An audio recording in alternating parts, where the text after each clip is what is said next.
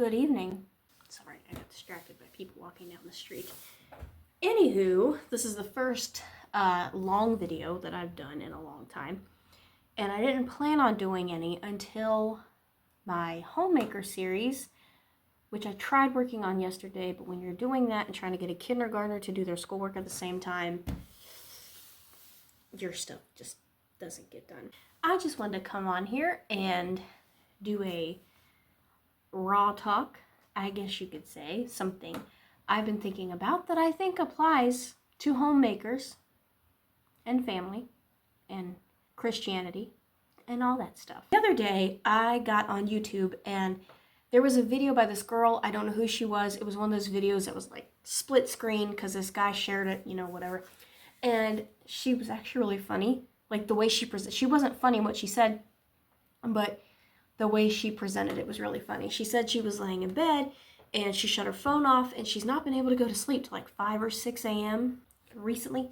So she said she shut her phone off and she laid it down and she said, her mind's just racing. I'm so sorry if I'm shaking this. I apologize. Her mind is just racing. And she's thinking about her podcast and I guess her TikTok or whatever this was.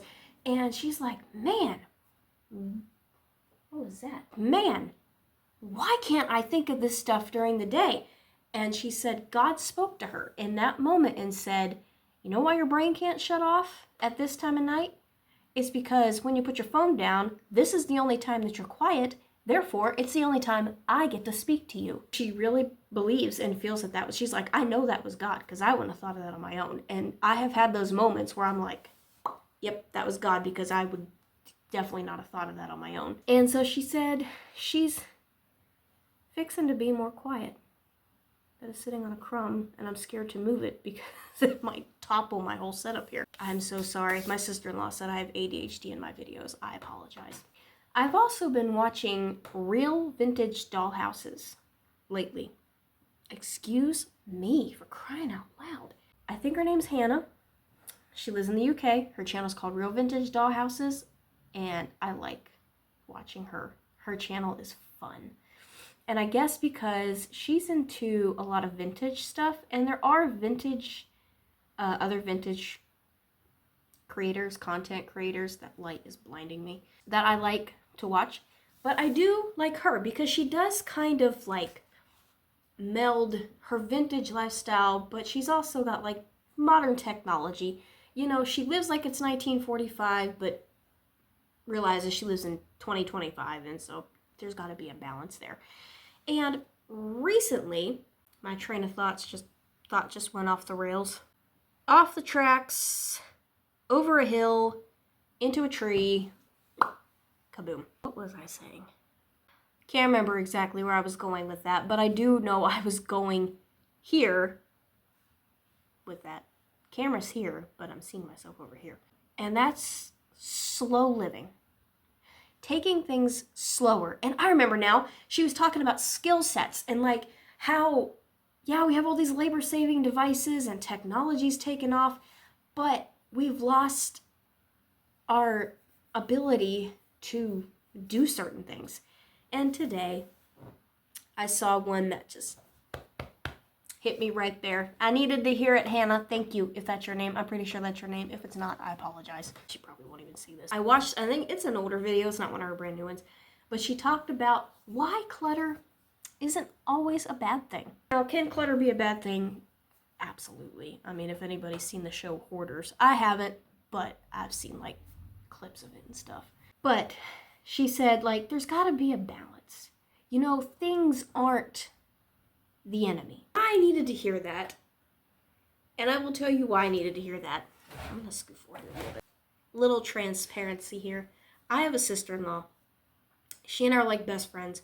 Text every day, talk all the time, hang out, share way too much information with each other that the other probably doesn't need to know, but it's fine. We're sisters, It's good. We're all family. It's good. I go to her house, and it's pretty much spotless all the time. It is. I know you're watching this. Don't tell me it's not. It is. It's spotless most of the time. It would stress me out. Not that her house was spotless, but I would look at her house being what I want my house to be, and then I would come home and look at my house that looks like an entire army of kindergartners just strung everything from one end to the other. Chronic illness does play a part in that. Anybody with chronic illness and you're trying to keep a home, you're trying to keep up with laundry and all that fun stuff, you know, you're my people. But I would feel bad. Now, she is very much a minimalist. And Hannah was saying in this video, minimalism isn't wrong in and of itself. People's houses look like doctor's offices. Now, my sister-in-law's house does not. Her house is very clean and very homey. And that I just wanted clean and homey. I'm like, that's all I want, clean and homey. So I'm not stressed out. And recently she was over here and she helped me go through, I spit on myself. She helped me go through a bunch of my clothes, and I got rid of a bunch of stuff that was like too small. It's from high school. It was from college. You know, some of it had holes in it that was just beyond repair, and it needed to go in the trash. So she just helped me get all that cleaned out, organized.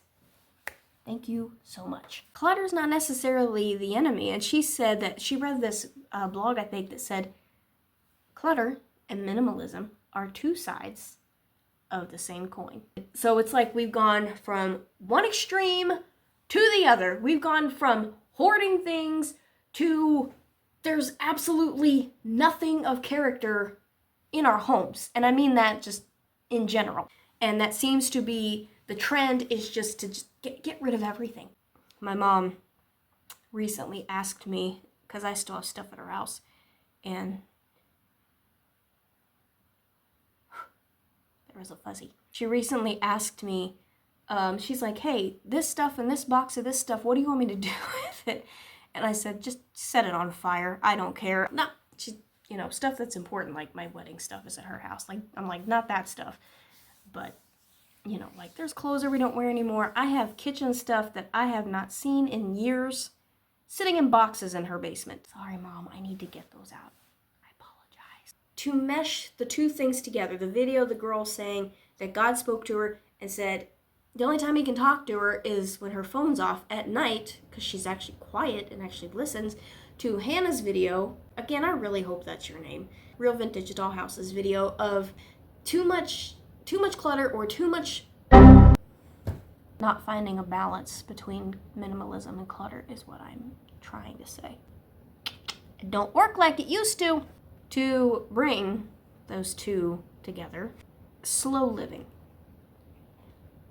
Recently, I hope you can follow this.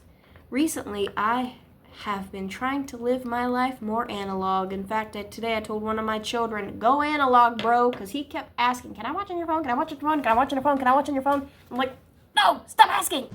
But I read an interesting article about dopamine and its effects on our brains, and Real Vintage Dollhouses talking about this, and our brains are hardwired to finish a task. So when you're scrolling, there's no end. There's literally no end to it. You're never going to come to the bottom of the page, but your brain's like, oh, we got to find the end of it. So you're scrolling, and it's hard to shut that off. So I've just been trying to live my life more analog.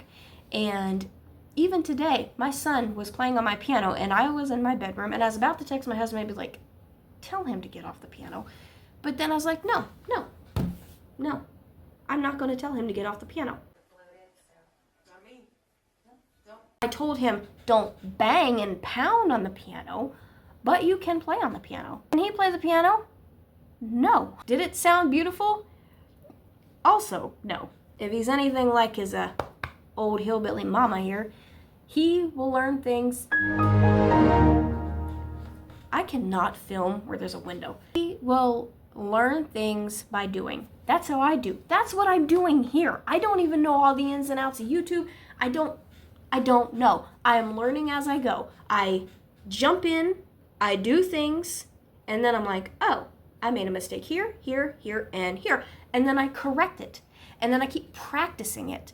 And that's how we perfect things. And so that's why I was like, you know what? I'm just going to let him play on the piano. Not bang on it, but just play. I don't care. Eventually, he does that enough.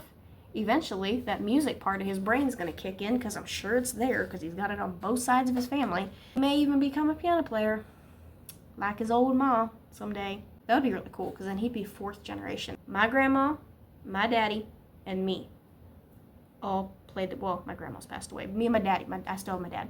He and I both still play. So who knows? Maybe my kids will pick that up, and they'll play the piano or another instrument. They might want to play another instrument, and they might want to sing. And going back to what Hannah was saying, and I never did bring this around to what this has to do with Christianity.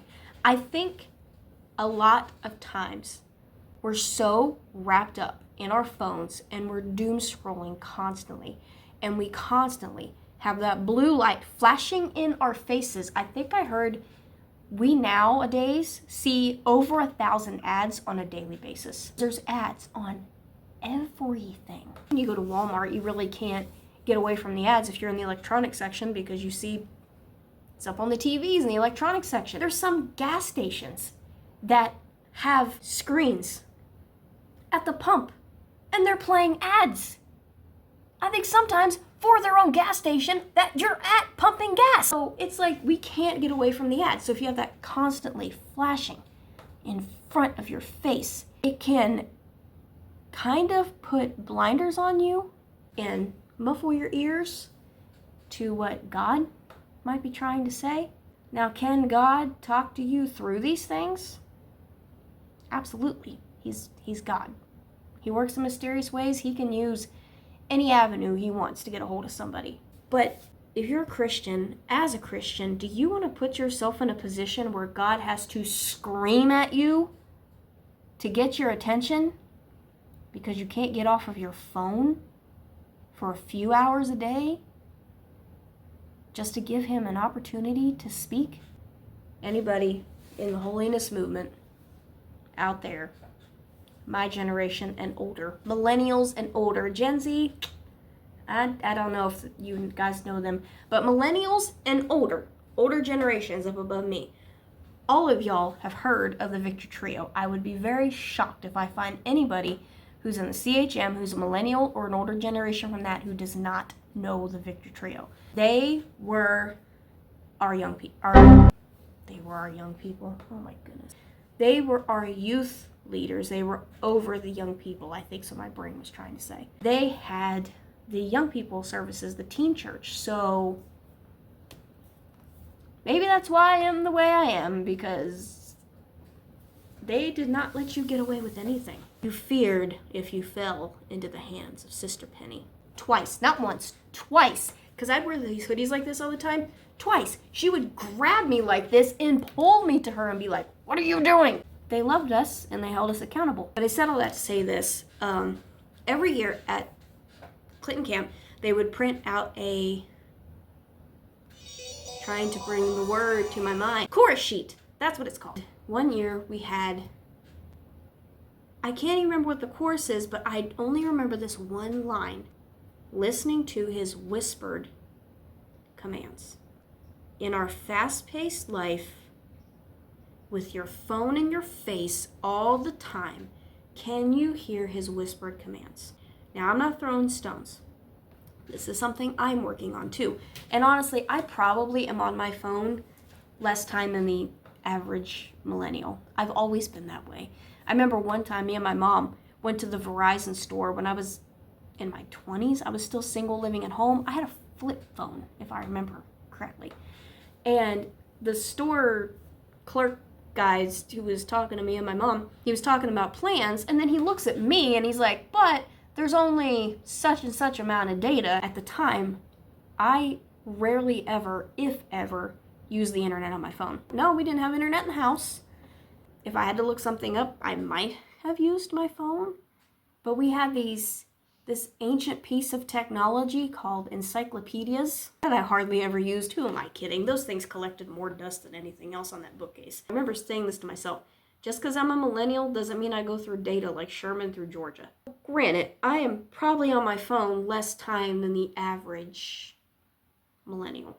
And I got my weekly report today, and I think it said I was 6.5 hours on my phone for the entire week. No, that was a daily average. I'm sorry, I was wrong. That was my daily average. 6 hours and 30 minutes on a daily average. Now, some of that is just listening to stuff. I have CastBox, and I have an audio Bible, dramatized Bible on my phone, and I have Adventures in Odyssey. So some of that's just listening to things. I don't have the screen in front of my face. A lot of times I listen to a book, or I'll listen to Convention Pulpit, which I actually haven't listened to in a long time. Probably should listen to that. IHC 24/7, I have the app, but I haven't been on it in a long time. But maybe we could incorporate these together a little bit. Cut the phone time out. And maybe God can speak to us a little easier. You parents out there, how many times have your kids been, even on a phone, on a screen, watching TV, playing a video game, on the computer? How many times have you had to stand there and scream their name because they are not paying attention, and you have to yell, and by the end of it, you're frustrated that you have to yell, they're frustrated that you're yelling at them, and everybody's just upset now. Because I have had to yell to get people's attention because they're so wrapped up in the screen, and it's just like they're just so focused on that they have no clue what's happening around them. So in an effort to go more analog and developing skills, one thing I picked up again is embroidery. I will say I cheated because I'm a beginner, and I got the embroidery set off of Amazon, or one of them, because I have a few, that has the pictures on it, and actually the one I have teaches you. I will show it to you. I will be right back. Oh, for the love of Pete, everything's falling down. I don't need all of this stuff. What is happening? Everything's tangled up in this yarn. That was a lot harder than it should have been. The yarn was tangled up and it was catching on everything. Anyway, this is the one that I have. And as you can see, it's like teaches you the different stitches and stuff. Now, I've been working on this one, and then I quit because I subconsciously think I should know how to do this. Even though I ain't picked up a needle since 8th grade home ec, I should still know how to do this. Pardon me. So I got frustrated and I put it down because I'm like, I wasn't going fast enough for myself to be able to get through this and get it done. I did the if we could stop coughing, that'd be great. I think I'm okay. That made my headache worse though. So I did this couching stitch, couching stitch, and then I moved on to this plant, and I did the base, and then I did some of the leaves, and then I stopped because I was not moving fast enough for myself. Watching Real Vintage Dollhouse's videos about learning skill sets and taking things slower, I thought of this the other day, and I'm like, you know what? I'm just learning how to do this. Why do I expect myself to fly through this thing when, for one, I've only done cross stitch, and even then, it was really hard because it didn't have the picture on it. It was the one where you had to count, like find the very middle and count the squares. Then a certain child got into the yarn that came with it and my scissors and chopped them all up in itty bitty pieces, so couldn't do that anymore. But I'm like, why am I putting so much pressure on myself to fly through this when obviously the goal is not to have the end product here? My goal is not to have this to sell or to hang on a wall. The whole point of this is to teach myself how to embroider, which, by the way, there's a trend going around that I'm not one really to hop on trends. There's a fun trend going around where people are giving themselves a curriculum and to teach themselves things that they want to learn how to do. So if you want to do embroidery, get one of these on Amazon. I think I paid $8, and there's 3 of these in a set. Just, I'm not being paid by Amazon or anything. I'm just saying, if you want to learn embroidery, that's where I got this. And like I said, I think I got 3 in a package. I think it was $8. And even like in the evenings, I have a color by number. Excuse me, I'm so sorry. I have a color by number app on my phone, Happy Color. And I will listen to my Bible or Odyssey or a book or something in the evening. I light my house with candles because to me that's just so relaxing and cozy. I got one lit back here. I've been really into candles lately. And I listen to that. Everybody's in bed. It's just me and the Lord out here. And I listen to that and I do a picture. And I found myself flying through these pictures on Happy Color. And it hit me like last night. Why am I trying to fly through this picture when the whole point is it's just the enjoyment of coloring the picture? I have to cough again. Hold on. I'll make it. I got myself a little too worked up, I think. And cars keep going past, 2 just in a row. I have ADHD, I promise you. Never been tested for it, but I think I have it. Today I was, real vintage doll houses because that's just what I've been into lately. She was talking about back in the olden days, labor-saving devices were invented, but you need to take, back in the day, you weren't under as much stress because you didn't have to make as many decisions in the day. Because your day, cough again, I guess I'm getting passionate what I'm talking about, and it's working anyway. Your projects, your housework took more time, doing laundry by hand, cooking from scratch, all that stuff. That one got so bad I have to go off camera to get some toilet paper and refill Stitch. Straw is stuck. No, I did not buy that because of the remake. Just like Stitch. I think he's cute. Back to trying to make my point. I think we need to slow down in life. For one thing, it's mentally and emotionally healthier. Speaking of real vintage doll houses, I just got a notification from YouTube. Take the time. Learn new things. I even saw a thing on Pinterest that said, how did it say it? It's like a picture of chickens and all this stuff, and it said something like, I'm in my learning how to do things I was never taught era. And I feel like my generation is at that point. We are just so, again, to quote Hannah from Real Vintage Doll Houses, she said in one of her videos that technology has just taken off at such a rapid rate in the last few years. We've all got whiplash. So slow down because it's healthier. But spiritually, it's also healthier. Maybe that had an effect back in the day where our grandparents and great-grandparents could hear God better, and our parents could hear God better because they had a TV, but I doubt they were seeing over 1,000 ads a day, even if it was constantly on, as some families tended to do. We didn't. But I encourage you, especially if you want to be a homemaker, don't rely on technology too much. Now, does technology have its place? Absolutely. You know how many recipes I look up online? I have my grandma's recipe box. The only thing I've made out of that is her peanut butter pie because my cousin Chad just said it was just heaven on a plate. So that wasn't his exact words, I can't remember. But he loved my grandma's peanut butter pie. The only difference is I saw she used chunky peanut butter because that's what she wrote down in the recipe, was to use chunky peanut butter. My house, we like things a little creamier, so I used creamy peanut butter. So good. You know what? I might make it on here one time. I might share my grandma's peanut butter pie recipe because it is chef's kiss. I don't make the meringue though because I tried one Thanksgiving and it looked less than appetizing. The pie was good. The meringue even tasted good. It just didn't look like it tasted good, so nobody touched it. I learned to leave the meringue alone. Editing me here, I was watching this and just realized that I gave up on making meringue when I was telling you guys to learn a new skill set, and it takes practice, so my apologies for the hypocrisy, and maybe I need to give the meringue a shot again. But learn a skill set.